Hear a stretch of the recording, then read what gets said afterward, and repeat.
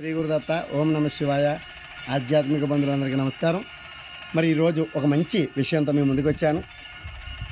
చాలామంది శివారాధనకి, విష్ణు ఆరాధనకి, భగవంతుని సేవకి దూరం అయిపోతున్నారు. ఎందుకు అంటే ఇంట్లో ఏదో అనర్థం జరుగుతుంది. అంటే ఎవరైనా పెద్దవాళ్ళు ఇంట్లో శరీరం విడిచిపెడితే సంవత్సరం వరకు కూడా ఆలయాలకు వెళ్ళకూడదని, పుణ్యక్షేత్రాలు దర్శించకూడదని, భగవన్నామం చేయకూడదని, మరి ఇలా చెప్పడం వల్ల దొరికిందే సందు. అంటే మంచి అవకాశం వచ్చిందని ఈ సంవత్సరం కూడా ఈ జనాలు ఏం చేస్తున్నారంటే, ఈ భక్తులందరూ కూడా ఈ సంవత్సరం పూట ఎటువంటి ఆరాధన లేకుండా, ఎటువంటి భక్తి లేకుండా, ఎటువంటి పూజా పునస్కారాలు లేకుండా దొరికిందే అవకాశం అని మానేస్తున్నారు. నిజానికి వీళ్ళ తప్పు కాదు.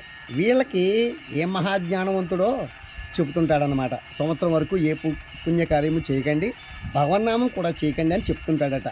మరి ఆ మహాజ్ఞానులు ఎవరో నాకైతే తెలీదు.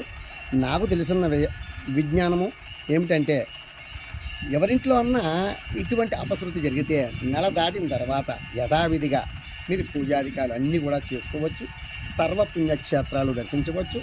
అలా చేయడం వలన వచ్చే పుణ్యకార్యం, పుణ్యఫలం ఏమిటంటే, మనం ఆ సంవత్సర కాలంలో ఎన్ని పుణ్యక్షేత్రం తిరిగినా, ఎటువంటి ఆరాధన చేసినా, ఎటువంటి సేవలు పూజలు చేసినా అది ఆ యొక్క శరీరాన్ని విడిచిపెట్టారే మన పెద్దలు, వారికి చేరతాయన్నమాట. ప్రతి ఒక్కరు కూడా ఇది తెలుసుకోండి. మనం చేసే పుణ్యకార్యం ఆ ఫలాన్ని మన తల్లిదండ్రులకు, మన పితృదేవతలకు ఇవ్వడం వలన అంతకన్నా మనకి ఏం కావాలి చెప్పండి.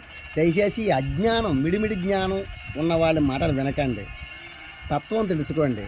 ప్రతిరోజు నిత్య దీపారాధన చేయండి, భగవంతుని దర్శనం చేయండి, కుటుంబ సమేతంగా సర్వ పుణ్యక్షేత్రంలో దర్శించండి. మీరు ఏ ఇంట్లో దీపారాధన మానేశారో, పుణ్యక్షేత్రం తిరగడం మానేశారో, భూత ప్రేత పిశాచాలన్నీ కూడా మీ గృహమందు తాండవం చేస్తాయి, నివసిస్తాయి.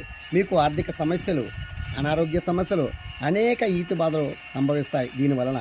అందుకని ప్రతిరోజు కూడా సూర్య నమస్కారం చేయండి, నిత్య ధూప దీప నైవేద్య ఆరాధనలు ఇంట్లో చేయండి, పుణ్యక్షేత్రాలు దర్శించండి.